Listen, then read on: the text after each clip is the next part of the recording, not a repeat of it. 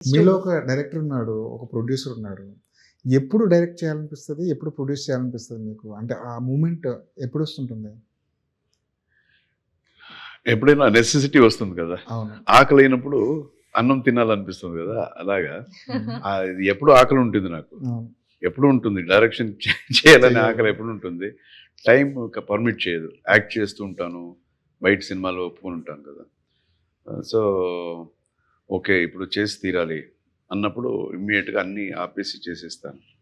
So, ఇప్పుడు 'డాటర్‌ని' launch అన్నప్పుడు మిగతాదన్నీ of చేసి స్టార్ట్ చేశాను. అంటే సో, ఎప్పుడైనా నా చేతిలో ఉండేది కదా! అవును.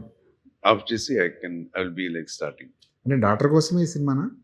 లేదంటే మీలో ఉన్న ఒక డైరెక్టర్‌ని సాటిస్ఫై చేసుకోవడానికి ఫస్ట్ సినిమా? 'డాటర్' కోసం, హ్మ్. ఆ తర్వాత లోపల ఉండే డైరెక్టర్‌కి సాటిస్ఫై అవ్వాలి కదా! అవును. ఊరికే ఏదో సినిమా చేయలేము కదా! అవును. హ్మ్. లవ్ అనే దానికి జనరేషన్ మారే కొద్దీ దానికొక ఆహ్, దాని అబ్రివియేషన్ మారిపోతూ వస్తుంది. ఇప్పుడు ఈ జనరేషన్‌లో లవ్ అంటే ఏంటి? ఈ జనరేషన్ ఎలా తీసుకుంటుంది లవ్‌ని? అదేమైనా ఈ సినిమాలో ఏమైనా చూపిస్తారా? లేదు. ప్రతి జనరేషన్‌లో కూడా లవ్ అనే దానికి ఒక్కొక్క డిఫరెంట్ డెఫినిషన్స్ చేసుకుంటున్నారు. అవును. ఇప్పుడుండే ఆహ్, జనరేషను, ముందు జనరేషను, నా జనరేషన్ ఇదంతా. బట్ ఎక్కడికెళ్ళినా కన్నీళ్ళు కన్నీళ్ళే. నవ్వులు నవ్వే. ఓకేనా? హార్ట్ అనేది ఇప్పుడు ఒకరిని లవ్ అనేది ఉంది కదా! అవును. ఈ జనరేషన్‌లో ఏ జనరేషన్ లవ్ అనేది ఉంది కదా!